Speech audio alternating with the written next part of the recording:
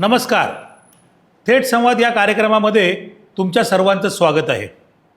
आपल्याला माहिती आहे महानगरपालिकेच्या 2017च्या ज्या निवडणुका झाल्या त्यामध्ये एक जो प्रभाग होता 160 यावर सगळ्यांची नजर होती आणि तो निकालच तसा लागला होता, त्यामुळे सर्वांच्या भुवया उंचावल्या गेल्या होत्या.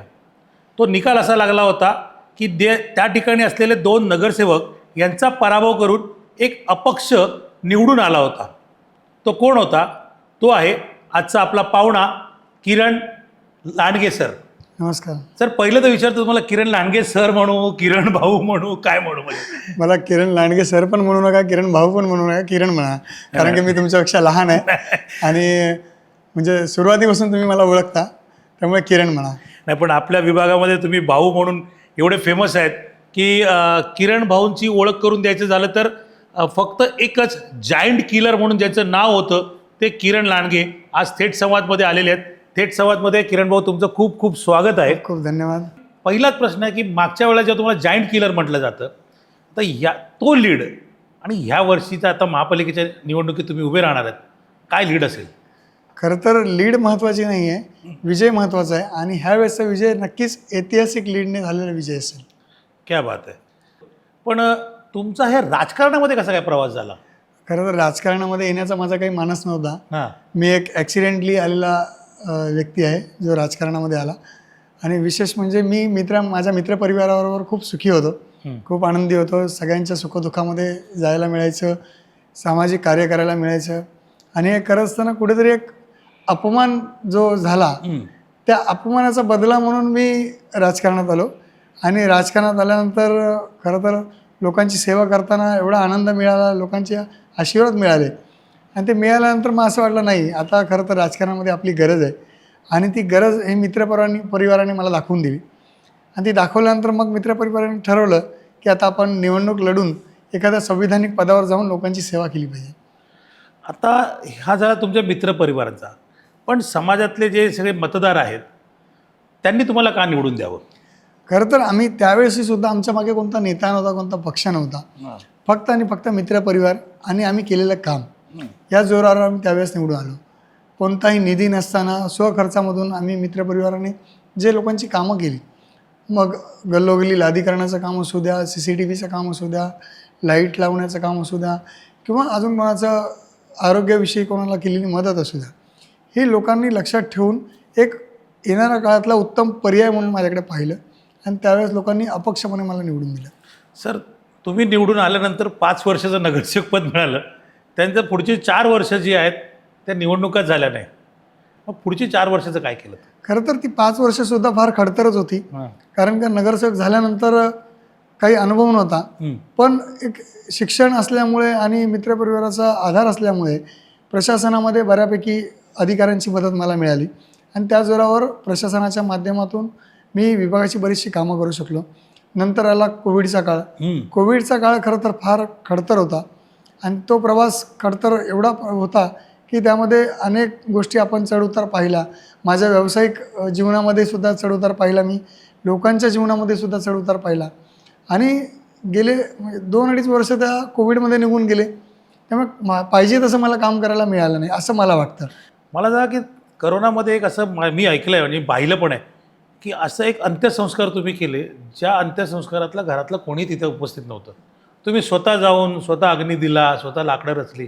काय आहे, जर आम्हाला ऐकायला आवडेल, माझ्या प्रेक्षकांना सर्वांना ऐकायला. खरं तर त्यावेळेस मी एकटा नव्हतो, त्यावेळेसही माझा मित्रपरिवार माझ्यासोबत होता आणि ज्यावेळेस एक तेलंगे म्हणून, राजेश तेलंगे म्हणून आमचा एक पदाधिकारी होता, कार्यकर्ता होता विभागातला आणि त्याचं निधन झालं त्यावेळेस त्याला कोविड होतं हे कोणालाही माहीत नव्हतं आणि त्याच्या अंत्यविधीला आम्ही विभागातले सगळेजण गेलो आणि गेल्यानंतर ज्यावेळेस रिपोर्ट आला की त्याला कोविड होता म्हणून, अंत्यविधी करून झाला आणि नंतर रिपोर्ट आला की कोविड झाला म्हणून, अरे बापरे, मग विभागातल्या वातावरणामध्ये एवढी भीती निर्माण झाली की सगळे घाबरले, म्हणे त्याला कोविड होता मग आता आम्हाला पण झाला असेल म्हणून सगळे घाबरून घरी राहिले.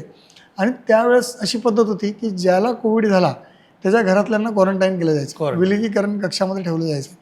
पण तुम्हाला माहीत असेल साहेब की अखंड मुंबईमध्ये जे आहे कोविड झालेल्याच्या नातेवाईकांना किंवा शेजाऱ्यांना हे विलगीकरण कक्षामध्ये ठेवलं जायचं, म्हणजे शाळेमध्ये ठेवलं जायचं. बरोबर. पण आपण जे आहे महानगरपालिकेच्या माध्यमातून शाळेमध्ये न ठेवता आपण आपल्या विभागातल्या लोकांना जे आहे आपल्या विभागात असलेल्या एका 35 रूमच्या हॉटेलमध्ये ठेवलं. आणि त्या हॉटेलमध्ये ठेवल्यानंतर तिथे जी आहे की आपण तिथे खाण्यापिण्याची सोय सगळी सोय आपण तिथे केली लोकांची. तिथे लोकांना व्यवस्थित राहता येईल असे आपण तिथे सोय बंदोबस्त केला. आणि ते केल्यानंतर आपल्याला लक्षात आलं की इथे जो पेशंट जो एक्सपायर झाला, राजेश तेलंगे वारला, त्याचे वडील आणि त्याची आई त्याचे कुटुंब पूर्ण आपण इथे ठेवलं आहे. आणि त्यामध्ये त्याच्या वडिलांना सुद्धा कोविड झाला. ओ बापरे. आणि त्यांच्या वडिलांची एवढी परिस्थिती गंभीर झाली की त्यावेळेस त्यांना तिथून आम्ही लिटरली स्ट्रेचरवर नेऊन ॲम्ब्युलन्समध्ये ठेवलं आणि ॲम्ब्युलन्समधून आम्ही हॉस्पिटलला घेऊन गेलो. आणि हॉस्पिटलला नेतानाच हॉस्पिटलला पोचल्या थोड्याच वेळात त्यांचं निधन झालं. आणि त्यांचं निधन झाल्यानंतर परिस्थिती अशी होती की त्यांचा भाऊ विजय तेलंगे तो सुद्धा क्वारंटाईन होता, आईसुद्धा क्वारंटाईन होत्या, सुना क्वारंटाईन, लहान लहान मुलं घरातले क्वारंटाईन, पूर्ण कुटुंब क्वारंटाईन होतं. मग अशा परिस्थितीमध्ये त्यांच्या नातेवाईकांशी आम्ही संपर्क साधला, पण तेही प्रवासामध्ये येऊ शकले नाही कारण का सगळीकडे लॉकडाऊन होतं, त्यांनाही येणं शक्य नव्हतं. अशा परिस्थितीमध्ये मी त्यांचा मुलगा म्हणून त्यांचा घरातला एक प्रतिनिधी समजून मी त्या पार्थिवाला जे आहे ते मी स्वतः अग्नी दिला. आणि एकट्याने करणं हे शक्य नव्हतं, माझा संपूर्ण मित्रपरिवार त्या ठिकाणी उपस्थित होता. मग ते लाकडं रचणं असू द्या किंवा त्या पार्थिवाला त्या चितेवर ठेवणं असू द्या, हे सगळं काम माझ्या मित्रपरिवाराने माझ्यासोबत केलं.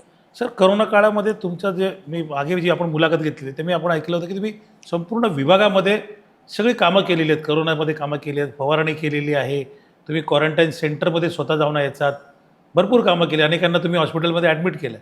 ही जी सगळी करोना काळात जी कामं केली त्याचा फायदा ह्या इलेक्शनला होईल? नाही, त्या काळात मदत करताना मी फायद्याचा विचार केला नाही. ती परिस्थिती अशी होती की त्या काळामध्ये ना लोकांचे जीव वाचणे महत्त्वाचे होते. आज किरण लांडगे म्हणजे एक नगरसेवक म्हणून एकट्याने काम नाही केलं, तर किरण लांडगेबरोबर जोडल्या गेलेल्या प्रत्येक मित्राने काम केलं, विभागातल्या प्रत्येक तरुणाने माझ्यासोबत काम केलं. मी तर म्हणेल की माझ्या विरोधात असलेल्या काही लोकांनी सुद्धा काम केलं. ज्याने काम केलं त्याला काम न केलं म्हणणारातला मी नाही आहे. पण काम करत असताना माझ्या संपूर्ण मित्रपरिवाराने मग ते ॲर्सेनिक अल्बमच्या गोळ्या वाटण्याचं काम असू द्या किंवा लोकांना लस देण्याचं काम असू द्या किंवा कोणी क्वारंटाईन कोणाला कोरोना झाला ही बातमी कळताच पहिले मला कळवायचं, हे काम माझ्या मित्रपरिवाराने केलं. त्यांच्या कुटुंबाला क्वारंटाईन विलगीकरण कक्षामध्ये ठेवायचं असेल तर ती माहिती माझ्यापर्यंत पोहोचवण्याचं काम माझ्या मित्रपरिवाराने केलं. म्हणजे लोकांना एखाद्या वेळेस राशन नसेल घरी कारण का त्यावेळेस दुकानं बंद होती, बरोबर, आणि लोकांची फार मोठ्या प्रमाणात उपासमार चालू होती कारण का लोकांना कामधंदा नव्हता, काही लोकांना घरातच राहावं लागायचं. मग अशा परिस्थितीमध्ये कोणाच्या घरी राशन संपलं असेल तर ती माहितीसुद्धा माझ्या मित्रपरिवाराने, माझ्या विभागातल्या कार्यकर्त्यांनी, पदाधिकाऱ्यांनी माझ्यापर्यंत पोहोचवली. त्यामुळे मी त्यांना ती मदत करू शकलो. एकटा किरण लांडगे त्यावेळेस मदत करू शकला नाही, तर संपूर्ण विभागातल्या मित्रपरिवाराने, कार्यकर्त्यांनी, पदाधिकाऱ्यांनी मला त्यावेळेस मदत केली आहे. कोरोना काळाला आपण तुमचा मोठेपण आहे खरं बघायला गेलं तर, की तुम्ही तुमच्या विरोधकांना त्याचा क्रेडिट्स देत आहे, तुमच्या मित्रपरिवाराला क्रेडिट्स देत आहे. आणि निर्बंध तर होते, सर्व जगजाहीर आहे. अशा या निर्बंधामध्ये करोनाचे जेव्हा निर्बंध होते त्यावेळेला उत्सव पण साजरे केले जात होते, पण त्या उत्सवावर देखील मर्यादा आल्या होत्या. मग अशा वेळेला गणेशोत्सव असेल किंवा इतर उत्सव असेल त्यावेळेला तुम्ही कसं काय मदत केली त्यांना? खरं तर काय आहे की कोरोनाचं एवढं मोठं दुःख आणि एवढं मोठं संकट होतं की मी माझ्यावरून सांगतो, मी खूप मोठ्या लॉसमधून बाहेर पडलो. खूप मोठा लॉस झाला मला माझ्या व्यावसायिक जीवनामध्ये, पण ते झाल्यानंतर सुद्धा मी खचलो नाही. तसंच विभागातले अनेक कुटुंब असतील, अनेक भाजीवाले असतील, फेरीवाले असतील, रिक्षावाले असतील, सगळ्यांनाच हा त्रास जो आहे सहन करावा लागला. म्हणजे जगातल्या प्रत्येकावर हे संकट आलं होतं. मग अशा परिस्थितीमध्ये खचून न जाता या परिस्थितीतून बाहेर पडणं फार महत्त्वाचं होतं. बरोबर. कुठेतरी लोकांचं ध्यान हे ह्या संकटातून दूर करणं महत्त्वाचं होतं.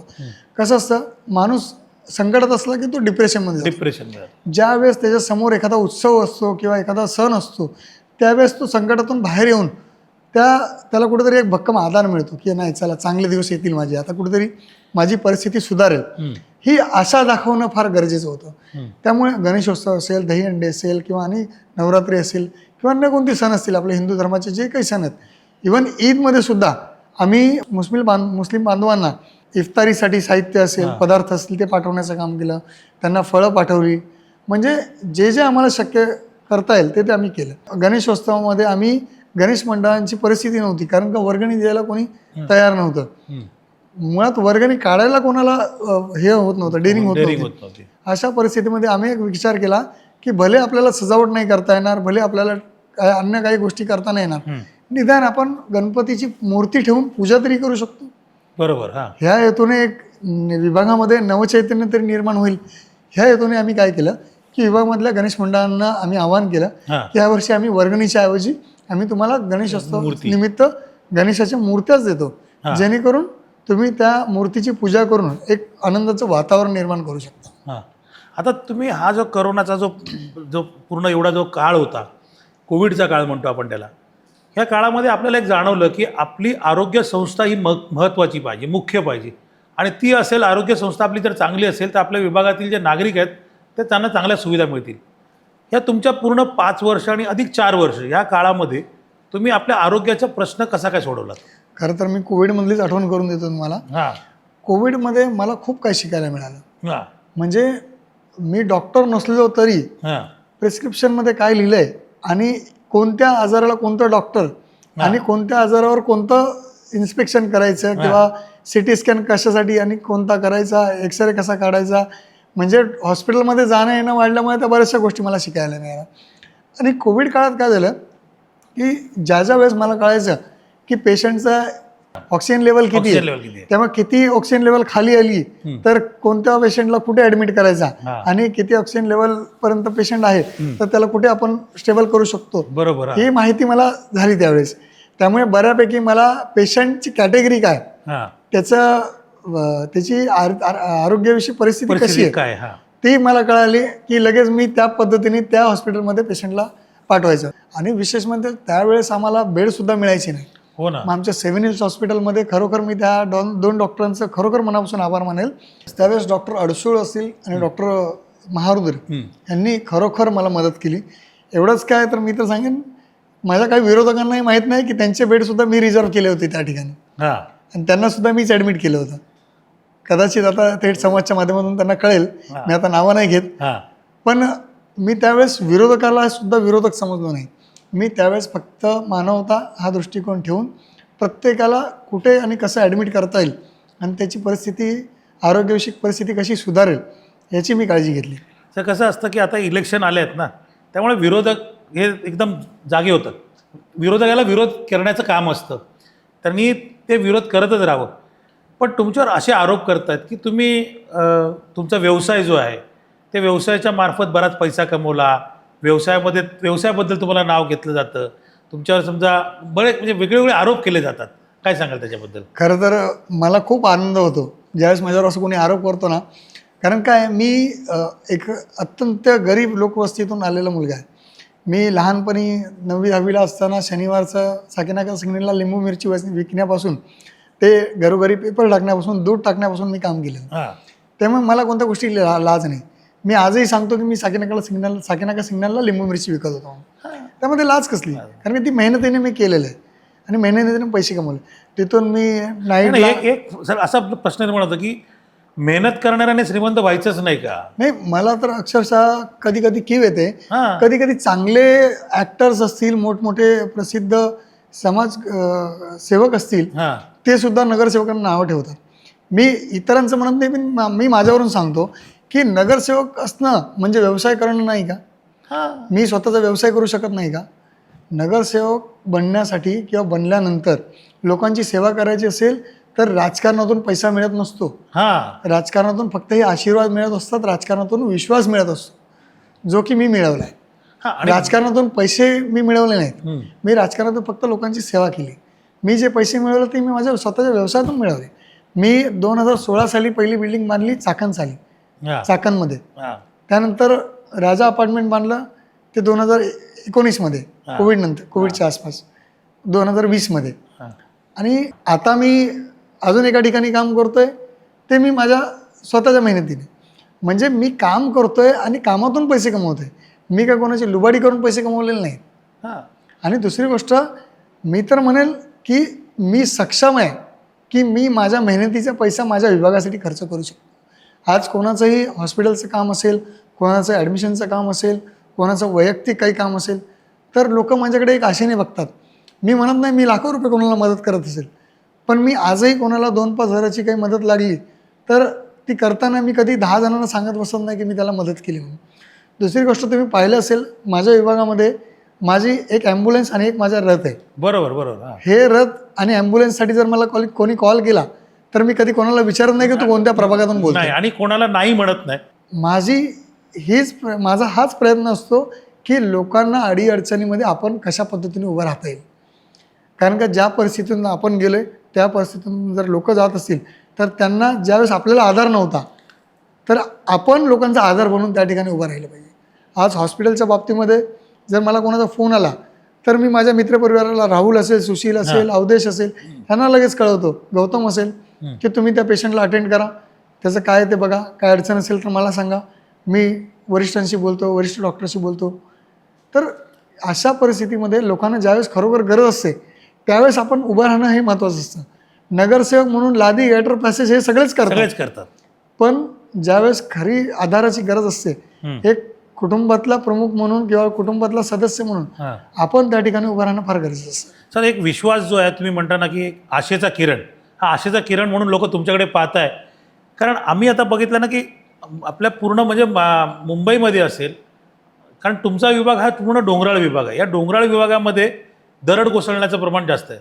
आणि या मुंबईमधला पहिला प्रयोग जो आहे, जो स्विसच्या जाळ्या, इकडनं जाळ्या आणल्या होत्या त्या तुमच्या विभागात लावल्या, ती संकल्पना तुम्हाला कशी सुचली आणि मुख्यमंत्र्यांना तुम्ही उद्घाटनाला डायरेक्ट कसे घेऊन आलात? खरं तर असं झालं की मी घाटातून जाताना, माळशेज घाटातून जाताना पाहिलं बऱ्याच वेळा की तिथे जाळ्या लावलेल्या आहेत आणि ते काम बऱ्याच वर्ष चालू आहे, ते आपण पाहतो. मग मी विचार केला, अशा जाळ्या ह्या माझ्या विभागातल्या माझ्या डोंगराला का लावता येणार? बरोबर. कारण काय 2006 साली दुर्घटना झाली होती, त्यामध्ये बरेच जण मृत्युमुखी पडले होते आणि ती दुर्घटना आमच्या समोर झाली. कारण का मी त्या डोंगरावर राहायचो आणि तिथे लहानाचा मोठा झालो. माझ्या समोर अनेकांचे प्रेत आम्ही उचलताना पाहिलेत. बरोबर बरोबर. आणि मग कुठेतरी तो डोंगर जो आहे तो सुरक्षित राहावा या हेतूने मी स्वतः मुख्यमंत्री महोदय एकनाथ शिंदे साहेबांना त्यावेळेस विनंती केली की साहेब, माझं एक काम आहे की माझ्या डोंगरावरच्या घरांना एक सुरक्षितता म्हणून की आपण ज्या पद्धतीने घाटाला स्विच टेक्नॉलॉजीनुसार आपण ड्रिल करून जाळी लावतो त्याच पद्धतीने माझ्या इकडे जर केलं तर खूप बरं होईल. साहेब म्हणले, अरे चांगली संकल्पना आहे, तर एक काम करूया, आपल्याला मुंबईत अशा बऱ्याच दरड प्रवण क्षेत्र जे आहेत, दरड कोसळणारे क्षेत्र आहेत, त्या ठिकाणी आपल्याला करता येईल आणि एक काम करूया, पहिला प्रयोग आपण तुझ्या इथे करूया. क्या बात आहे. साहेबांनी क्षणाचा विलंब न लावता MMRDA सांगितलं की किरण लांडगेच्या इथं हा पहिला प्रयोग करायचा आणि तुम्ही काम सुरू करा. आणि तात्काळ त्यांनी वर्क ऑर्डर काढली, टेंडर काढलं, वर्क ऑर्डर काढली आणि काम सुरू केलं. काम सुरू केल्यानंतर एके दिवशी सहज साहेबांनी फोन केला, किरण मी तुझ्या प्रभागात येतोय अर्ध्या तासामध्ये आणि मला ते बघायचं कशा पद्धतीने काम करतात. आणि म्हणजे मला खरोखर अभिमान वाटतो साहेबांचा की एकनाथ शिंदे साहेब मुख्यमंत्री असताना माझ्या 2x2च्या चाळीतून एवढ्या छोट्या छोट्या अरुंद गल्ल्यांमधून त्या ठिकाणी आले आणि वर डोंगराच्या कड्यापर्यंत, म्हणजे जिथे लालबत्ती हनुमान टेकडी आहे, शौचालय ज्या ठिकाणचं पडलं होतं खाली, त्या ठिकाणी येऊन साहेबांनी त्या ठिकाणी त्या परिस्थितीचा अंदाज घेतला, कशा प्रकारे तो कडा आहे आणि कशा प्रकारे त्या डोंगराचा जो दगड आहे तो कोसळला होता, पाऊस सुरू होता. आणि तशा परिस्थितीमध्ये आपले MMRDAचे जे आहेत लेबर ते काम करत आहेत आणि कशा पद्धतीने ती जाळी लावली जाते ह्याचा पुन्हा साहेबांनी एक अंदाज घेतला आणि त्यानंतर मुंबईतल्या जवळजवळ 17 ठिकाणी साहेबांनी या कामाची सुरुवात केली. क्या बात आहे. म्हणजे मुख्यमंत्र्यांना तुम्ही जाळीसाठी तर मुख्यमंत्री आले, पण संस्कृती जपण्यासाठी जी दहीहंडी लावता त्याच्यात देखील मुख्यमंत्री आलेले आहेत. आपल्या मराठी माणसांमध्ये कधी कधी काय होतं की आपण म्हणतो आपली मराठी माणसं एकमेकांची पाय खेचण्यामध्ये व्यस्त असतात, पण निदान दहीहंडीच्या माध्यमातून का होईना आपण एकमेकांना खांद्यावर घेऊन ती मटकी फोडत असतो. क्या बात आहे. तर ही मटकी फोडणं हा नुसता हेतू नसतो, पॉझिटिव्ह आपण पॉझिटिव्ह घेतलं पाहिजे. आणि त्या दहीहंडीच्या माध्यमातून माझी एक संकल्पना अशी आहे, माझ्या मित्रपरिवाराची संकल्पना अशी आहे की दरवर्षी जी दहीहंडी असते ती आपण प्रत्येक समाजातील घटकाला जो समाजासाठी काम करतो त्याला समर्पित केली पाहिजे. आता गेल्या वर्षीची दहीहंडी आम्ही महाराष्ट्रातील पोलीस बांधवांसाठी समर्पित केली. बरोबर. जे कोविड असू द्या, वादळ असू द्या, वारा असू द्या, पाऊस असू द्या, कोणतंही आसमानी संकट असू द्या, त्यामध्ये आपल्या जीवाची, आपल्या कुटुंबाची पर्वा न करता ते समाजासाठी रस्त्यावर उभे असतात. इव्हन आपले ज्यावेळेस सण साजरे करत असतो आपण, मग ते गणपती असू द्या, नवरात्री असू द्या, ईद असू द्या किंवा क्रिसमस असू द्या, आपण ज्यावेळेस मजेत असतो त्यावेळेस ते बिचारे रस्त्यावर उभं राहून आपली काळजी घेत असतात, आपल्या सर्वांच्या संरक्षणासाठी त्या ठिकाणी उभे असतात. मग अशा परिस्थितीमध्ये आपण त्यांचा कुठेतरी मान सन्मान करणं गरजेचं आहे. गरजेचं आहे. त्यामुळे आम्ही गेल्या वर्षी महाराष्ट्र पोलिसांना सलामी देणारी मुंबई उपनगरातली पहिली दहीहंडी अशी आपण त्या ठिकाणी घोषित केली. क्या बात आहे. म्हणजे तुम्ही 24/7 काम करणाऱ्या पोलिसांना तुम्ही वंदन केलं. एक कृतज्ञता जी व्यक्त करण्याचा जो प्रयत्न होता तो तुम्ही दहीहंडीच्या मार्फत केलेला आहे. पण विभागामध्ये आता पोलिसांचा विषय आल्यानंतर सुरक्षितता हा एक प्रश्न असतो. मग विभागामध्ये काय काय तुम्ही या सुरक्षिततेसाठी काम केलं आहे? खरंच तर विभागामध्ये मी निवडून येण्यापूर्वीही आणि निवडून आल्यानंतरही बऱ्याच ठिकाणी CCTV कॅमेरे लावले. ओके. बऱ्याच ठिकाणी पोलिसांना आपण QR कोड जे आहेत हां. स्कॅनिंगचे ते कुठे कुठे लावणं गरजेचं आहे ते आपण सुचवलं.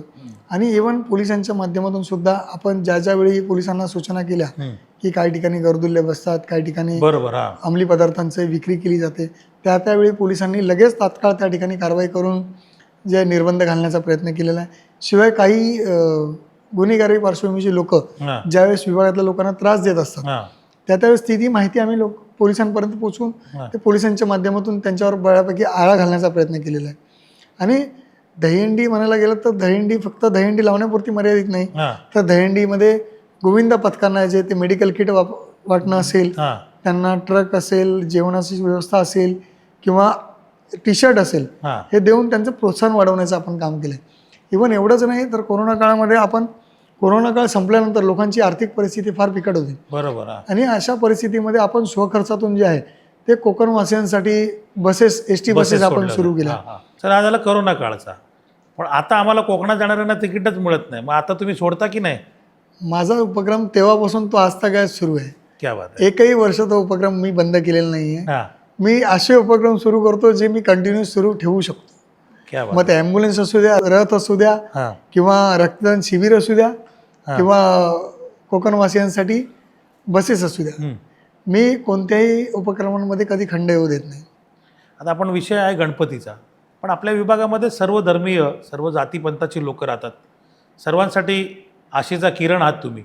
त्या आशेचा किरण तुम्ही जेव्हा म्हणतो आपण, तेव्हा विभागातील जे धार्मिक स्थळं असतात त्याच्यासाठी किरण भाऊंनी काय काम केलं? खरं तर धार्मिक स्थळं म्हणजे ही फक्त धार्मिक स्थळं देवांची मूर्ती ठेवण्यापुरती नसते, हां. तर एक तो आस्थेचा विषय असतो. बरोबर. विभागातली बरीचशी मंदिरं जी आहेत ती मोडकळीशाली होती, बौद्ध विहार मोडकळीशाली होती, मदरसा असेल, ह्यांच्यामध्ये बरेचसं बांधकामचे ते ढासळायला आलं होतं. मग अशा परिस्थितीमध्ये मी बऱ्याचशा ठिकाणी म्हणजे आमचं साई कृपा मित्र मंडळाचं साई मंदिर असेल किंवा अमर सेवा मित्र मंडळाचं गणपती मंदिर असेल, आमचं मिलिंद नगरचं बौद्ध विहार असेल, क्रांती मित्र मंडळाचं बौद्ध विहार असेल, परत मुकुंद आंबेडकर नगर तिथलं बौद्ध विहार असेल, असे बौद्ध विहार असेल, मंदिर असतील, हे सगळे बांधण्याचं आपण काम केलं. इव्हन मदरसेचं नारायणनगरमध्ये मदरसेचं सुद्धा नूतनीकरण आपण केलं.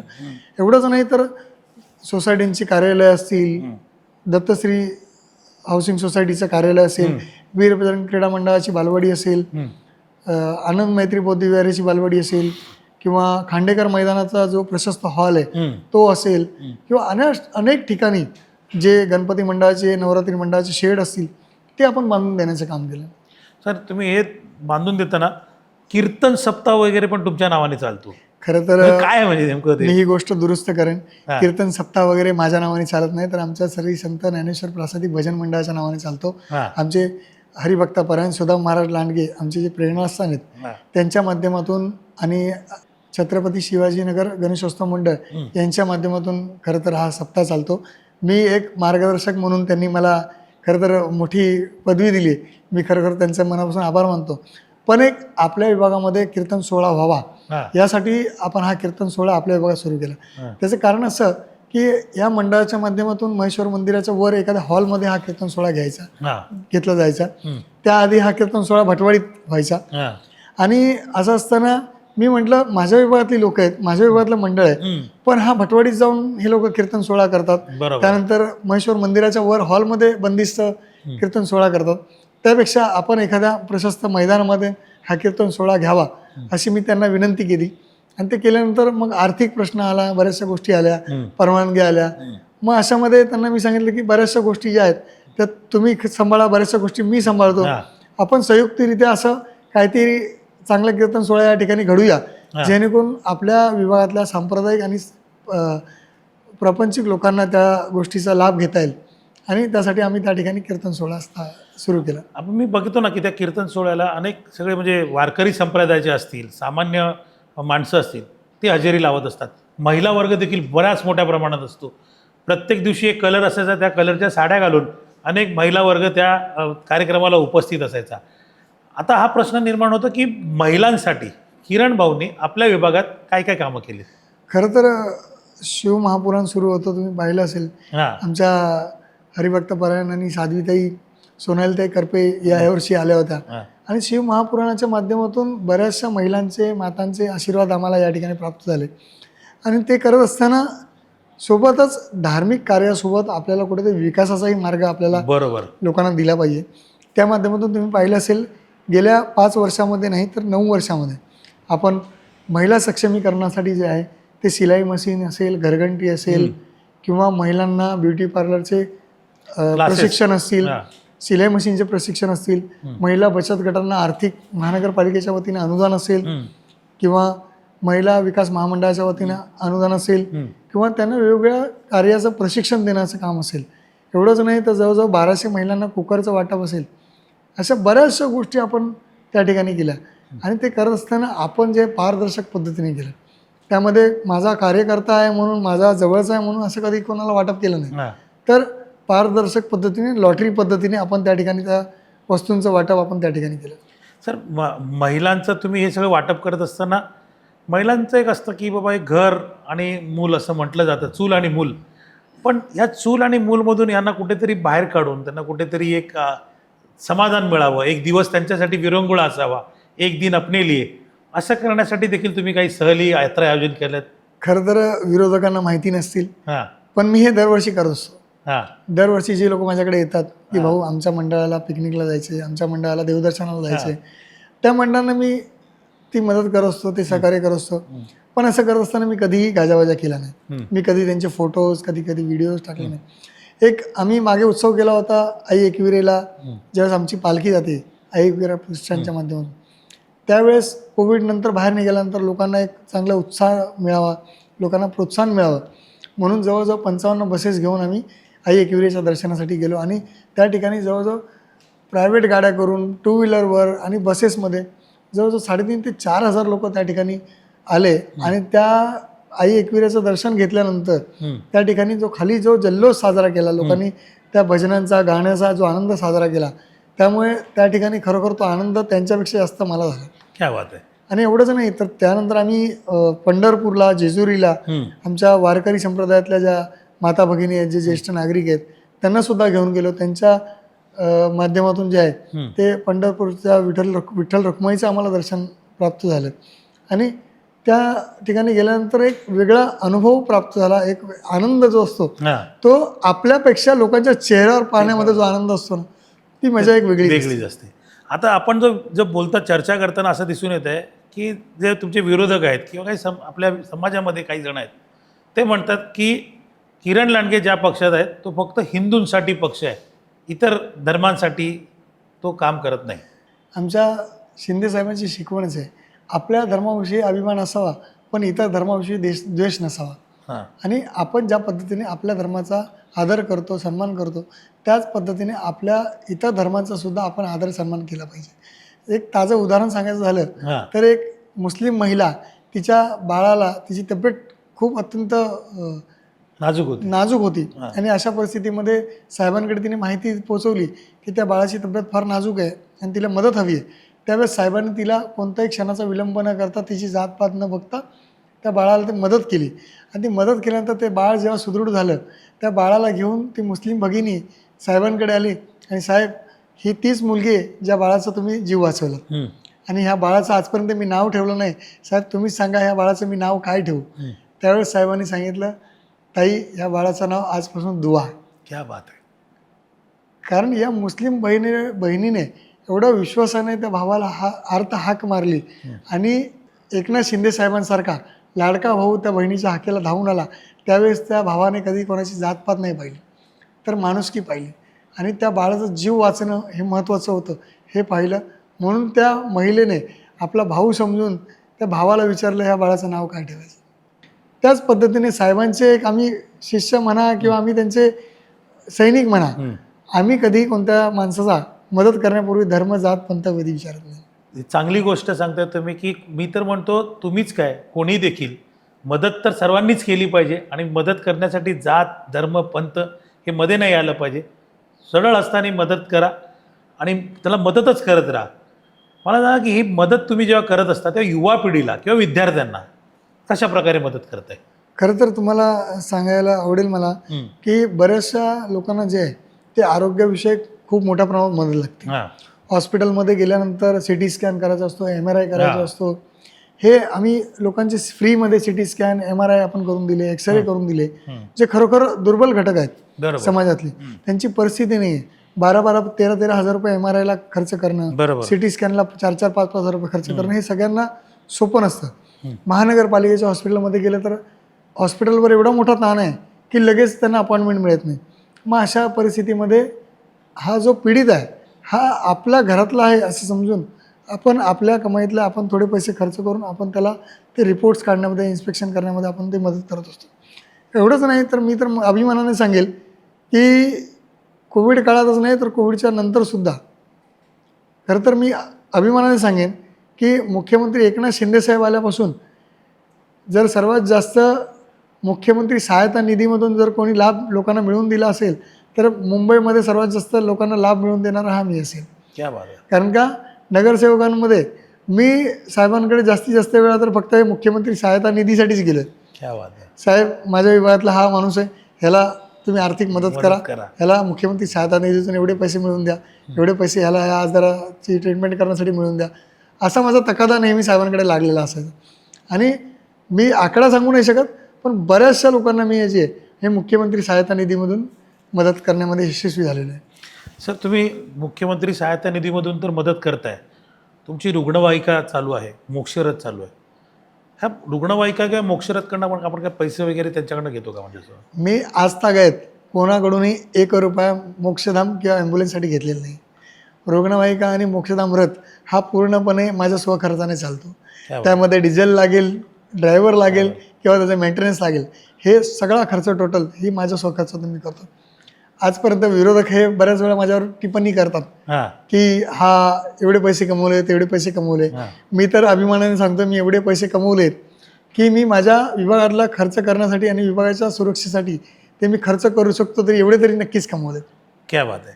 आपला विषय आता रुग्णवाहिका आणि मोक्षधामचा होता, त्यामुळे त्याच्याबरोबरच अजून एक प्रश्न होतो की वाहतूक कोंडी आपल्या विभागामध्ये मोठी आहेत किंवा अनेक तुमच्या विभागामध्ये रस्त्यामध्ये खड्डे भरपूर आहेत. खरं तर रस्त्यामध्ये खड्ड्याचं प्रमाण तुम्हाला पाहायला मिळणार नाही साहेब. मी अभिमानाने सांगेल की मी निवडून आल्यानंतर जे आहे ते पहिलं काम मी खड्ड्यांच्या मागे लागलो. जवळजवळ NSS रोड जो आहे त्या NSS रोडसाठी मी गेली 3 वर्ष म्हणजे निवडून आल्यानंतर 3 वर्ष मी DMC मराठे साहेब असतील, अजित कुमार अंबी असतील किंवा मनीष वळंजू असतील, यांचं जेवढं डोकं खाल्लं असेल तेवढं कोणीच खाल्लं नसेल. कारण का मला रोड तो कॉन्क्रीटचा पाहिजे होता. अगोदर बऱ्याच वेळा त्याचं डांबरीकरण झालं, ते खड्डे बुजवण्यात यायचे, खड्ड्यात परत डांबर टाकलं जायचं, परत खड्डे व्हायचे, परत डांबर टाकायचं, हे काम बरेच वर्ष चाललं. पण मी आल्यानंतर मी निर्धार केला की मला हा रोड कॉन्क्रीटचाच पाहिजे. त्याच्यामुळे 4 वर्ष मला खूप मेहनत करावी लागली. पण शेवटी मी तगादा लावून तो रोड आपल्या असलपा भाजी मार्केटपासून तर नारायणनगरपर्यंत पूर्ण कॉन्क्रीटचा करूनच घेतला. एवढंच नाही, ते मी असलपा पाईपलाईनचा रोड आहे त्या रोडवर नेहमी पावसाळ्यामध्ये गुडघ्यावर पाणी भरायचं. मारुती मंदिराच्या इथं अमर मित्र मंडळाच्या इथे मारुती मंदिराजवळ गुडघ्यावर पाणी भरायचं आणि त्या पाण्यातून लोकांना ये जा करावं लागायचं, विद्यार्थ्यांना शाळेत जावं लागायचं. अशा परिस्थितीमध्ये मी ठरवलं की तो रस्तासुद्धा आपल्याला दुरुस्त करून घ्यायचा आणि तो रस्ता नव्याने बांधल्यानंतर त्याच्या बाजूला असलेली ड्रेनेज लाईन असेल, SWD ड्रेन असेल, गटर असेल, ते जे आहे ते आपल्याला त्याची साईज जी आहे ती वाढवून घ्यावी लागेल जेणेकरून पाण्याचा निचरा करण्यामध्ये आपल्याला मदत होईल. एवढंच नाही तर नारायणनगरसारखा परिसर आहे ज्या नारायणनगरमधून मला एकही मत मिळालं नव्हतं, त्या नारायणनगरमधले 90% रस्ते जे आहेत ते मी पूर्ण सिमेंट कॉन्क्रीटचे करून घेतले. एवढंच काय तर त्या नारायणनगरमध्ये सिवरेज लाईन नव्हती. अनेक लोकप्रतिनिधींनी सांगितलं या ठिकाणी सिवरेज लाईन होऊ शकत नाही, या ठिकाणी काळा पाषाण आहे, दगड आहे, त्यामुळे हा रस्ता खोदू शकत नाही, आपण फक्त रस्ता बनवूया. पण मी अधिकाऱ्यांना सांगितलं मला कोणत्याही परिस्थितीमध्ये या ठिकाणी सिवेज लाईन टाकून पाहिजे म्हणजे पाहिजे. पाहिजेच, हा. आणि जवळजवळ 15 ते 20 फूट तो खड्डा खोदून त्या नारायणनगर परिसरामध्ये माताजी मंदिरपासून ते काँग्रेस ऑफिस आणि जवळजवळ गुरु गोविंद सिंग मार्ग ते पूर्ण गैबनशाह दर्गापर्यंतचा रस्ता जो आहे, अशोकनगरपर्यंतचा रस्ता, हा पूर्ण मी सिमेंट काँक्रिटीकरण सिवरेज लाईन सहित मी करून घेतलं. तर सिवरेज लाईनचा प्रश्न जेव्हा निर्माण होतो तेव्हा तुम्ही त्याच्यावर उपाय शोधून काढलात. पण आपला विभाग जो आहे ना संपूर्ण डोंगराळ विभाग आहे. आणि या डोंगराळ विभागामध्ये जे टॉयलेटचे ज्या शौचालयाच्या ज्या समस्या आहेत त्या सर्वात मोठ्या असतात. त्यामुळे घरोघरी जर शौचालय झालं तर ते खूप चांगलं असतं. तर त्यासाठी काय आपण प्रयत्न केलेत का? माझ्या विभागात साहेब तुम्ही फिरलात तर तुम्हाला खरंच लोक आनंदाने सांगतील आणि आपुलकीने सांगतील की किरण लांडगेने पहिलं काम कोणतं केलं असेल तर ते घरोघरी ड्रेनेज लाईन टाकण्याचं काम केलं. क्या बात आहे. माझ्या विभागात जवळजवळ मी 2400 घरांमध्ये आतापर्यंत ड्रेनेज लाईन टाकण्याचं काम केलं. आज कोविडच्या काळामध्ये त्या लाईनीची एवढी मदत झाली की लोकांना सार्वजनिक शौचालयामध्ये जावं लागायचं. त्यामुळे संसर्ग जो आहे तो रोगाचा कमी झाला. तर अशा परिस्थितीमध्ये सार्वजनिक शौचालयांचा वापर कमी झाला. लोकांनी घरी शौचालय झाल्यामुळे ते घरोघरी आपल्याला त्याचा उपयोग करू लागले. आणि विशेष म्हणजे त्या ठिकाणी सार्वजनिक शौचालयांवरचा ताण कमी झाला. आज अशी परिस्थिती आहे की आमच्या प्रभागात असलेले सार्वजनिक शौचालयांमध्ये जायला लोक कमी झाले आणि आज घरोघरी शौचालय झाले. विशेष म्हणजे हा एक विनोदी किस्सा म्हणा किंवा अजून काही, पण खरी परिस्थिती आहे की ज्यावेळेस आम्ही लग्नाचा विचार केला माझ्या कुटुंबामध्ये, त्यावेळेस मुलगी पाहण्याचा विचार झाला. त्यावेळेस सर्वात मोठा प्रश्न असतो मुलीकडच्यांना की मुलाच्या घरामध्ये शौचालय आहे का. आणि अशा परिस्थितीमध्ये मला तर माझ्या तरुण मित्रांनी एवढे भरभरून आशीर्वाद दिले, त्यांच्या आई वडिलांनी आशीर्वाद दिले की आपल्या माध्यमातून त्या ठिकाणी घरोघरी ड्रेनेजच्या लाईन, सिवरेज लाईन झाल्या. त्यामुळे घरात लोकांना शौचालय बनवण्यासाठी संधी मिळाली. अजूनही बऱ्याच ठिकाणी ते काम बाकी आहे, पण येणाऱ्या काळामध्ये मी 100% खात्रीने सांगतो ज्या ठिकाणी शक्य आहे त्या ठिकाणी ड्रेनेज लाईन टाकण्याचं काम मी नक्कीच महानगरपालिकेच्या माध्यमातून त्या ठिकाणी करणार आहे. पण बऱ्याचशा ठिकाणी काय होतं, ग्रॅव्हिटीचा भाग येतो. काही ठिकाणी ड्रेनेज लाईन वर असते आणि घर खाली असतात.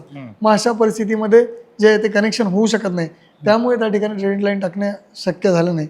पण त्याच्यावरही नक्की भविष्यात आपण तोडगा काढण्याचा आपण प्रयत्न करणार आहोत. सर, आपण आता एक अशा शेवटच्या टप्प्यावर आलेलो आहोत आपल्या चर्चेमध्ये. तुम्हाला मी 3 व्हिडिओ जे आहेत ते मी आता आमच्या स्क्रीनवर दिसतील. आम्ही तो सेगमेंट सुरू केलेला आहे की व्हिडिओची सत्यता. तर मी तुम्हाला पहिला व्हिडिओ जो आहे तो आपण स्क्रीनवर पाहूया.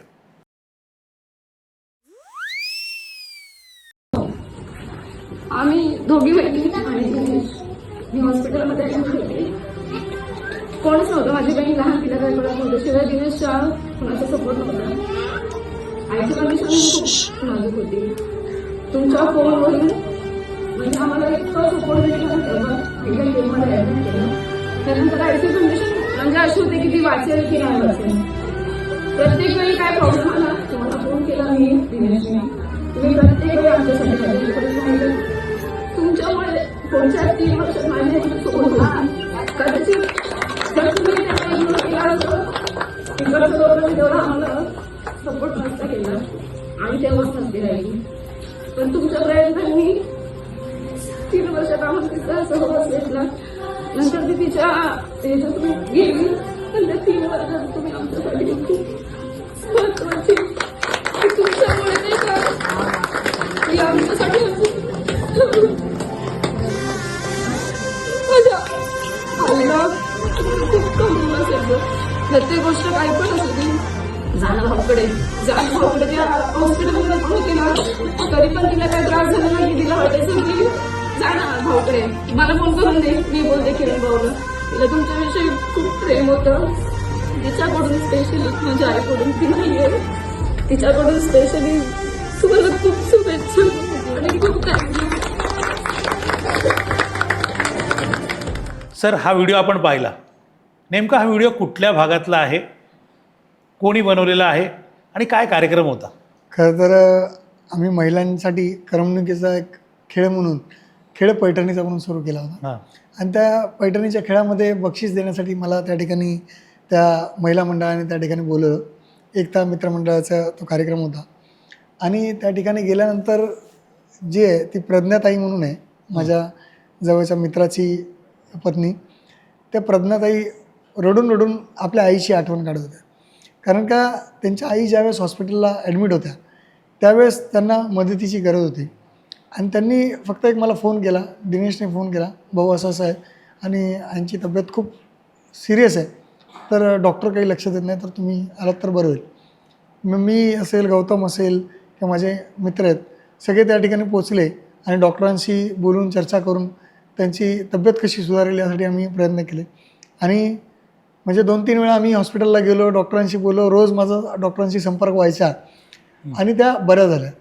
लिटरली त्यावेळेसच आम्हाला वाटत होतं की ह्या वाचतील की नाही, पण त्यावेळेस त्या वाचल्या आणि जवळजवळ 3 वर्ष त्या घरी होत्या. त्यामुळे ताईचं तेच रडून रडून सांगणं होतं की भाऊ तुमच्या सर्वांच्यामुळे, तुमच्या मेहनतीमुळे माझी आई 3 वर्ष जी आहे ते आम्हाला अजून जास्त तिची सेवा करण्याची संधी आम्हाला मिळाली. आणि ती आईची आठवण तिने सांगितली आणि त्या आईंचं एवढं प्रेम होतं माझ्यावर की ती डॉक्टरला नाही विचारायची, आमचा किरण भाऊ आला का नाही बघ, किरण भाऊला फोन लाव. म्हणजे एवढं आपुलकीचं नातं माझ्या प्रभागात माझ्या लोकांशी जोडलं गेलेलं आहे. एक कुटुंबातल्या सदस्याप्रमाणे लोक मला भाऊ म्हणून मानतात, मुलगा म्हणून मानतात.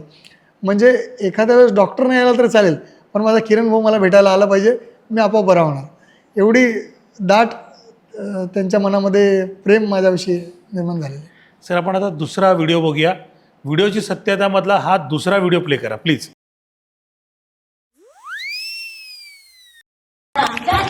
तसा नाही आहे. 5 वर्ष आहे, 8, 9 वर्ष कोणी म्हातारा कुटारा दुसऱ्याच्या पाया पडल्याशिवाय पुढे जाणार नाही, त्यांना आवाज दिल्याशिवाय पुढे जाणार नाही. मला एवढ्या पब्लिकमध्ये कोणी सांगा की आजपर्यंत आपल्या एरियामध्ये असा नगरसेवक कधी आला का? सांगा, कोणी आला असेल तर असा नगरसेवकला आपण निवडून देणं खूप गरजेचं आहे, खूप गरजेचं आहे. त्यांना निवडून यायलाच पाहिजे. आमचे किरण भाऊ असे आहेत की एवढा आतापर्यंत त्यांनी आपल्या एरियाचा विकास केला, होऊ शकतो अजून पुढेही ते आपल्या एरियाचा खूप मोठा विकास करतील. अवैध रस्ते असे होते, ह्या गटारी अशा होत्या की कोणी पाहुणे आले तर आम्हाला लहान वाटायची की या दिवशी चालले आहेत, या गटारीत कोणी पडल, त्या गटारीत वास होते. पण आम्हाला आता आम्ही अभिमानाने आमच्या पाहुण्यांना म्हणतो की तुम्ही या आमच्या दारात तुम्हाला गटारी दिसणार नाही, भुसा दिसणार नाही, एकदम व्यवस्थित रस्ता. काय याची सत्यता काय? खरं तर ह्या बागुलवंशी आहेत, ह्या खरोखर ज्येष्ठ कार्यकर्ते आहेत आणि यांच्या प्रभागामध्ये जे आहे, यांच्या चाळीमध्ये जे आहे ते अनेक वर्ष लादीकरण झालं नव्हतं. गटाराची परिस्थिती फार विचित्र होती, त्या साईडला लोकांना पाणी नव्हतं आणि अशा परिस्थितीमध्ये एका नळावर जवळजवळ 40 घरं पाणी भरायची आणि 40 महिला पाणी भरत असताना त्या ठिकाणी नेहमी भांडणं व्हायची. म्हणजे एवढे चांगले रिलेशन असतानासुद्धा आपापसात पाण्यावरून त्यांची भांडणं व्हायची. त्यामुळे मनं नाराज व्हायची, शेजारचे मान अपमान व्हायचे. त्यामुळे कुठेतरी असं वाटलं की बाबा ह्या पाण्यावरून यांची दुश्मनी होते ना, एक काम करूया आपण, ह्या पाण्याची पहिले बंदोबस्त करूया. मग त्यांचं पाण्याचं पहिले काम त्या ठिकाणी 1.5 इंचाची पाण्याची पाईपलाईन टाकून दिली, जेणेकरून सगळ्यांच्या घराघरी नळ झाले आणि सगळे जे आहे त्या ठिकाणी सगळ्यांचे भांडणं ती मिटली. आणि दुसरं म्हणजे त्या ठिकाणी लादीकरण आणि गटर दुरुस्तीकरण हे तात्काळ करून दिलं. त्या ठिकाणी त्यावेळेस निधीही नव्हता, स्वखर्चातून आपण ते काम केलं आणि ते केल्यानंतर जे आहे ते लोकांचं म्हणजे वातावरण एवढं आनंदी झालं. खरं तर डेव्हलपमेंट झाल्यानंतर जे आहे ते बात खरोखर एवढा आनंद होतं की लोकांना वाटत नाही आता माझा परिसर हा साफसुथरा आणि स्वच्छ झालेला आहे आणि खूप सुंदर दिसतं. आपल्या अंगणामध्ये म्हणजे आपल्या घराची कळा जी आहे ती अंगण सांगत असते. बरोबर. त्यामुळे अंगण चांगलं असेल तर घर चांगलं मानलं जातं. त्यामुळे त्यांचं अंगण जे आहे ते सुंदर करून देण्याचं काम मी केलं. त्यामुळे त्यांनी त्यांच्या भावना आहेत त्या ठिकाणी व्यक्त केलेल्या आहेत. त्याबद्दल आपण एक शेवटचा आणि तिसरा व्हिडिओ बघूया. भाऊने माझं सर्व काम करून दिलं. मला पण समजलं बसवलं बाप्पा, मी मला नाना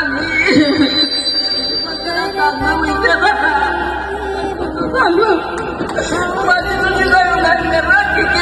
माझ्या भावा आता मला काही धन्यवाद.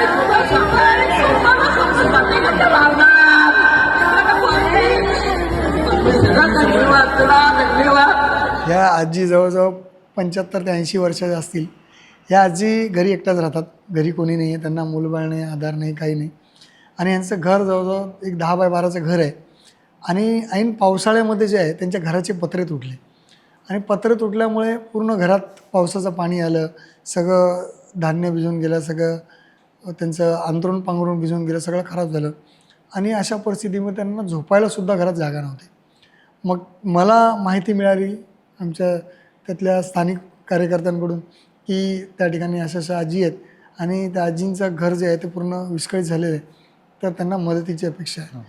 मग मी लगेच आमच्या कार्यकर्त्यांना पाठवलं, खर्च किती येईल त्याचा अंदाज घेतला आणि एक खाजगी कॉन्ट्रॅक्टर नेमून त्या ठिकाणी त्या घराची पूर्ण दुरुस्ती करून घेतली. पत्रे नवीन टाकले, घराला प्लास्टर करून दिलं, त्या घराचा ओठा बांधून दिला, घरात लादी लावून दिली. सगळे केल्यानंतर ती आजी जी एवढी भावनिक झाली की नंतर मी ज्यावेळेस गेलो त्यावेळेस ती मला हात ओढून घरी घेऊन गेली आणि त्यावेळेसही सुद्धा तिने आपुलकीने मायेनं हात माझ्या डोक्यावर फिरवला. आणि ज्यावेळेस हा खेळ पैठणीचा कार्यक्रम होता त्यावेळेस तिने माझ्या हातातून माईक जो आहे तो खेचून घेतला आणि म्हणाले, मला तुझ्याविषयी 2 मिनटं बोलायचे. ती तिच्या आयुष्यात जवळजवळ 75-80 वर्ष जे काय वय असेल त्या आयुष्यात ती कधी माईकवर कधी बोललीच नसेल. ते पहिल्यांदा ती माईकवर रडून रडून माझ्याविषयी सांगत होती की या मुलाने मला घर दिलं, आश्रय दिलं म्हणून. सर, हे जे आशीर्वाद आहे ना, हेच आपल्याला पुढे घेऊन जाणारे आहेत. तर संपूर्ण जगामध्ये पाणी प्रश्न फार मोठा आहे. म्हटलं जातं की पुढचं जे महायुद्ध आहे ते पाणी प्रश्नावर होणार आहे. तुमच्यावर देखील पाण्यासाठी केस झाली होती, पण मला आता सांगा, तो पाणी प्रश्न सुटला का आणि ती केस झालं त्याचं पुढे काय झालं?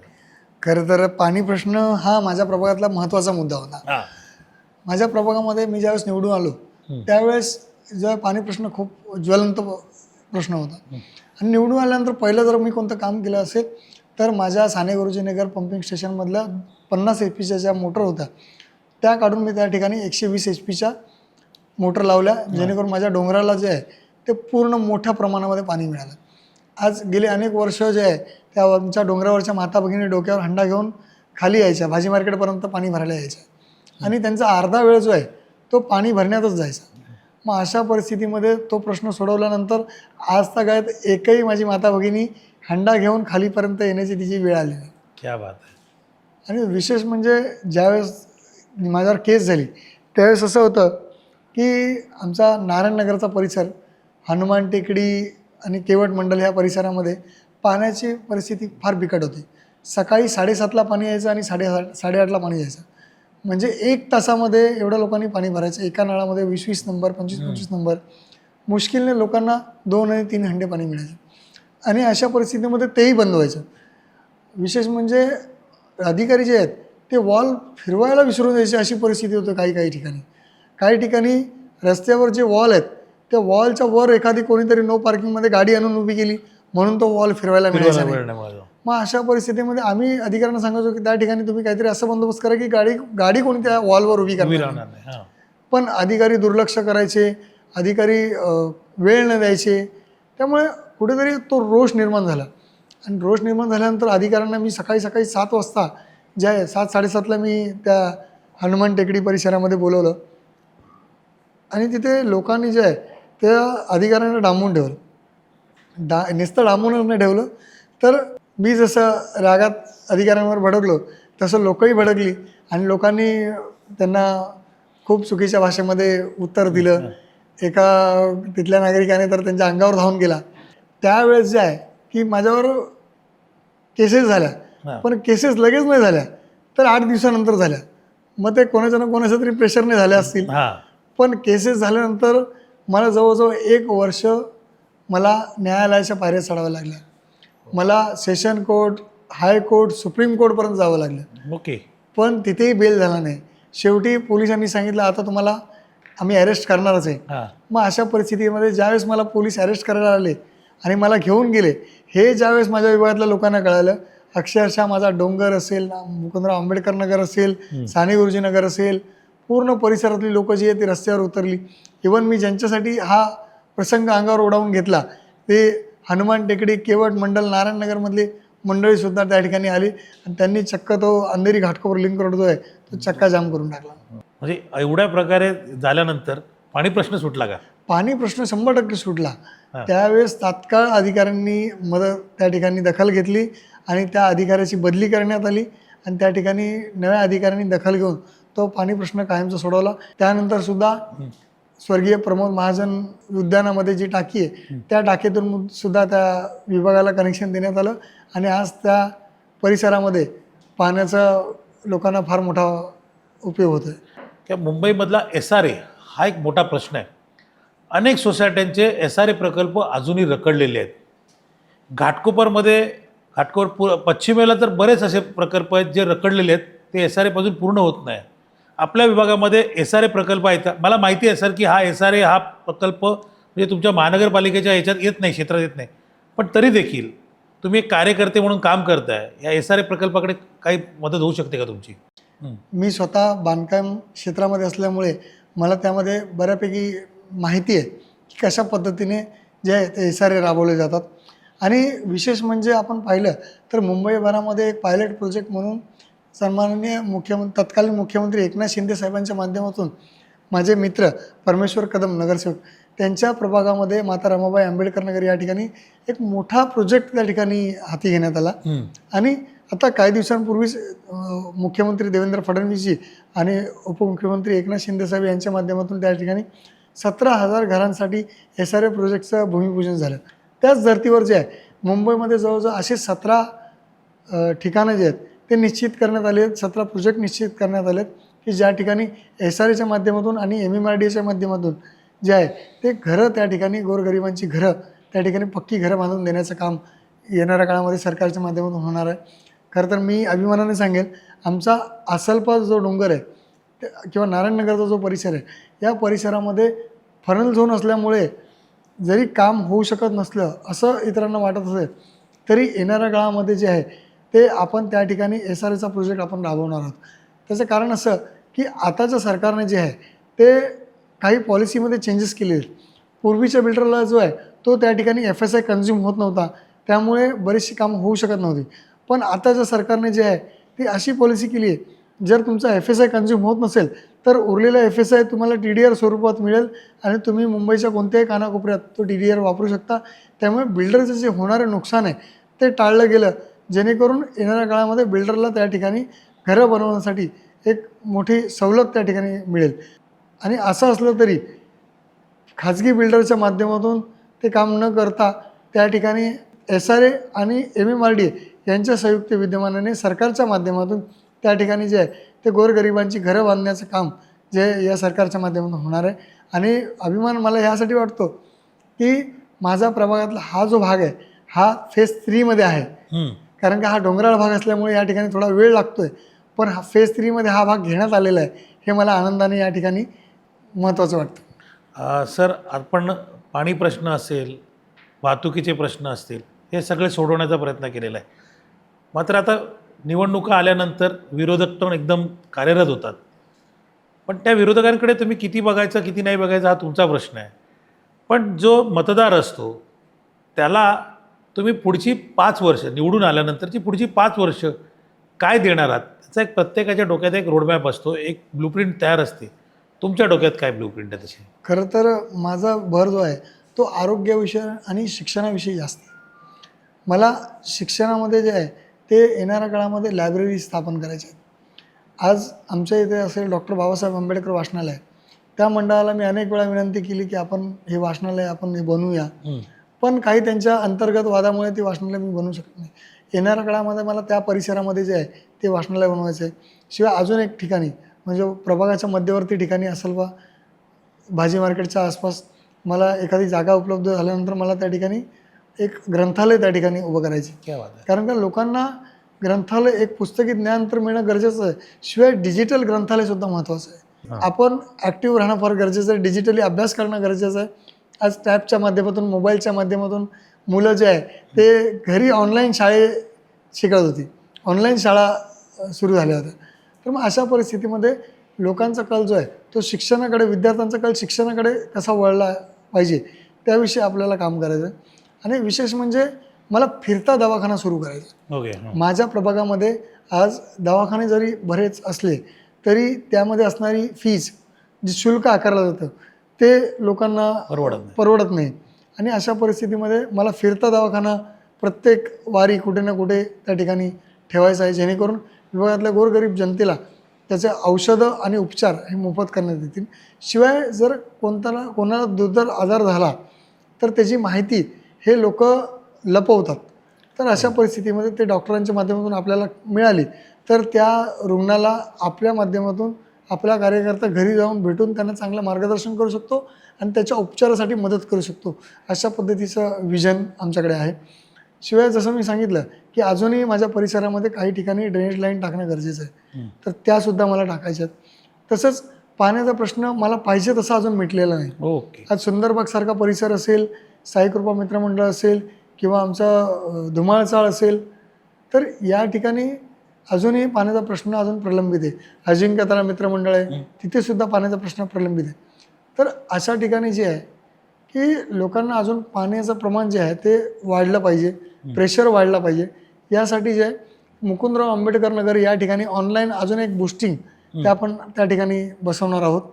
शिवाय सुंदरबाग जे आपलं वीर जिजामाता उद्यान आहे या ठिकाणी असलेली पाण्याची टाकी आहे, त्यावर जे कमी क्षमतेचे पंप आहेत ते बदलून त्या ठिकाणी जास्त क्षमतेचे पंप आपल्याला त्या ठिकाणी बसवायचे आहेत, जेणेकरून आपल्या सुंदरबाग परिसराला सुद्धा मोठ्या प्रमाणामध्ये आपल्याला पाणी देता येईल.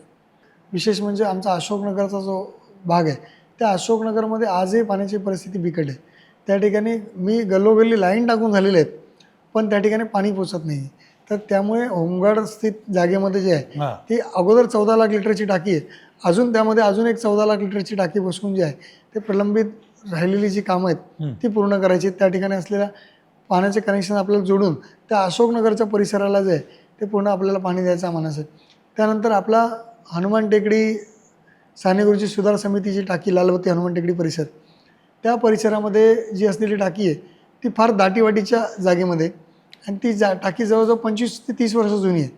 आणि ती टाकी आपण महानगरपालिकेला काही वर्षापूर्वी हस्तांतरित करून घेतली माझ्या माध्यमातून. महानगरपालिकेला हस्तांतरित केल्यापासून त्याचं मेंटेनन्स असेल, त्याची पूर्ण काळजी असेल, देखरेख असेल, ही पूर्ण जबाबदारी आपण महानगरपालिकेला हस्तांतरित केली. आज त्या ठिकाणी 55 कनेक्शन आपण लोकांना करून दिले. आज तसं करून दिलं असलं तरी लोकांना आपण जे आहे त्या नवीन लाईनच्या माध्यमातून पाणी देऊ शकलो नाही, आपण जुन्या लाईनच्या माध्यमातून पाणी देऊ शकलो. कारण त्या ठिकाणी असलेले जे पंप आहेत ते 10 HP आहेत, त्याची साईज वाढवावी लागणार आहे. त्याची साईज 25 HP केल्यानंतर त्या ठिकाणी असलेली टाकी आहे त्या टाकीची साईजसुद्धा आपल्याला वाढवावी लागणार आहे. त्यासाठी लागणारे आजूबाजूचे 2 घरं आहेत ती घेऊन आपल्याला त्या ठिकाणी PAPच्या माध्यमातून त्यांना स्थलांतरित करून त्या टाकीची जी आहे ती साईज आपल्याला वाढवून त्या ठिकाणी पाण्याचा जे साठा वाढवून आपल्याला लोकांना पाणी पुरवठा करण्यामध्ये आपल्याला मदत होणार आहे. एवढंच नाही तर तत्पूर्वी आपण काय करून घेतलं की त्या ठिकाणी जे 2 इंचाच्या 2 लाईन आपण त्या ठिकाणी डायरेक्ट सानेगुरुजी खालचा जो पंप आहे तिथून आपण दिले आहेत, जेणेकरून तात्पुरता तरी का होईना त्यांना दिलासा मिळेल आणि तात्पुरता पाण्याचा प्रवाह हा बऱ्यापैकी आपण पुरवठा करू शकू. यासाठी 2 इंचाच्या 2 लाईन देऊन आपण तो पाणी पुरवठा सध्यापर्यंत तरी सुरळीत केलेला आहे. तसंच NSS रोड आहे, NSS रोडवर रस्ता चांगला झाला आहे पण पार्किंगची समस्या अजून मिटलेली नाही. तर पार्किंगचं काहीतरी आपल्याला करावं लागेल, लोकांना पार्किंगची सुविधा आपण उपलब्ध करून द्यावी लागेल. त्यामुळे गार्डनच्या खाली जर आपल्याला पार्किंग स्थळ बनवता आलं, कारण का बऱ्याचशा ठिकाणी मुंबईत पाहिले की आता ज्या पद्धतीने मुंबईमध्ये एक पार्क बनवण्याचं स्वप्न जे एकनाथ शिंदे साहेबांनी पाहिलं आणि ते आता सतत उतरण्याचं काम चालू आहे. मग ते कोस्टल रोडच्या माध्यमातून नवीन निर्माण झालेली जागा असेल किंवा महालक्ष्मी रेस्कोर्स असेल, या ठिकाणी जे सेंट्रल पार्क जे एशिया खंडातलं सर्वात मोठं सेंट्रल पार्क उभं राहते आणि त्याच्या खाली पार्किंगची सुविधा निर्माण होते. त्याच पद्धतीने माझ्या विभागामध्ये जे वीर जिजामाता उद्यान आहे त्या ठिकाणी सुद्धा गार्डनच्या खाली काही करता येईल का, तर मी त्याचा प्रयत्न करणार आहे. शिवाय अंधेरी घाटकोपर लिंक रोड ज्या पद्धतीने त्याचं रुंदीकरण झालं त्याच धर्तीवर नारी सेवा सदन रोड त्याच्याही रुंदीकरणाचा प्रयत्न मी करणार आहे. तसंच नेताजी पालकर रोड जो हिमालय सोसायटी परिसर आहे त्या हिमालय सोसायटी परिसराला खरं तर मुख्यतः आज पार ते प्रभागाच्या एका कोपऱ्यात असल्याप्रमाणे त्यामुळे त्या परिसराची कनेक्टिव्हिटी सध्या जे ती फार विचित्र आणि फार कंजेस्टेड आहे. तर अशा परिस्थितीमध्ये आपल्या अंधेरी घाटकोपर लिंक रोडला जो आहे नेताजी पालकर रोड जो आहे तो आपल्याला जोडायचा आहे. त्यामुळे येणाऱ्या काळामध्ये पहिला माझा प्रयत्न पाण्यानंतर जो कोणता असेल तर ते नेताजी पालकर रोडला अंधेरी घाटकोपर लिंक रोडला जोडणं हा माझा मुख्य हेतू आणि माझा मुख्य प्रयत्न असणार आहे. तसंच नारायणनगर जो परिसर आहे, नारायणनगरमध्ये अशी परिस्थिती आहे की घाणीचं साम्राज्य हे मोठ्या प्रमाणात ओके, आहे. हां. त्या ठिकाणी असलेला कचराकोंडी या मोठ्या प्रमाणात मला दुरुस्त करायच्या आहेत. शिवाय लोकांमध्ये जनजागृती करणं फार गरजेचं आहे. गरजेचं आहे खरंच. म्हणजे नगरसेवक असेल, आमदार असेल, खासदार असेल किंवा अन्य कोणता लोकप्रतिनिधी असेल किंवा अधिकारी वर्ग असेल किंवा सफाई कर्मचारी असेल, यांच्या माध्यमातून काम होणार नाही. तर हे काम हे जनतेला सुद्धा करावं लागणार आहे. बरोबर. एका हाताने टाळी वाजणार नाही, तर दोन्ही हात एकत्र यावे लागतील तेव्हा ती टाळी वाजेल. विभागामध्ये घाणीचं साम्राज्य जर दूर करायचं असेल तर लोकांमध्ये स्वच्छता अभियानाच्या बाबतीत जनजागृती असेल, लोकांमध्ये साफसफाई कशा ठेवायची त्याच्याबद्दल जनजागृती असेल. आज शौचालयांची परिस्थिती अशी आहे की जास्तीत जास्त शौचालय हे चॉकअप होऊन खराब होतात. खराब होते ना. कारण का त्यामध्ये काही विकृत लोक जे आहेत ते दारूच्या बाटल्या टाकतात, चुकीच्या गोष्टी टाकतात. त्यामुळे जे ते शौचालयाचं लाईन जे आहे ना चॉकअप चोक होतं. होतं. हां. आणि त्यामुळे शौचालयांची दुरुस्ती वारंवार करावी लागते. मग अशा परिस्थितीमध्ये लोकांमध्ये जनजागृती करणं फार गरजेचं आहे. त्यामुळे जनजागृतीचा भाग जो आहे तो मोठ्या प्रमाणात आहे. शिवाय महिलांच्या सुरक्षेसाठी येणाऱ्या काळामध्ये आज बऱ्याच ठिकाणी आम्ही जे आहे ते CCTV कॅमेरेज बसवलेत. काही दिवसांपूर्वी सुद्धा आपण पाहिलं असेल की आमच्या हिमालय सोसायटीमध्ये एका बिल्डिंगमध्ये जे आहे तो खून झाला. आणि खून झाल्यानंतर मला सोसायटीने सांगितलं, साहेब आमच्याकडे कॅमेरे नाही आहेत, आम्ही खुनी शोधणं आम्हाला अवघड जाईल, पोलिसांनी सांगितलं. मग अशा परिस्थितीमध्ये मी त्यांना आठवण करून दिली की 4 वर्षापूर्वी मी त्यांना पत्र पाठवलं होतं हां. त्या सोसायट्यांना की तुमच्या बिल्डिंगमध्ये ज्या बिल्डिंगमध्ये CCTV कॅमेरे नसतील त्यांनी आम्हाला कळवा, आम्ही त्यांना CCTV कॅमेरे लावून देऊ. पण त्याचं मेंटेनन्स करण्याची जबाबदारी तुमची असेल, त्याची काळजी घेण्याची जबाबदारी तुमची असेल. तर बऱ्याचशा लोकांनी त्यावेळेस दुर्लक्ष केलं. हां. पण हा खून झाल्यानंतर लोक जागृत झाली आणि लगेच मला सोसायटीने पत्र दिलं की भाऊ तुम्ही या ठिकाणी CCTV कॅमेरे लावून द्या. मी तात्काळ दुसऱ्या दिवशी त्या ठिकाणी CCTV कॅमेरे लावून दिले.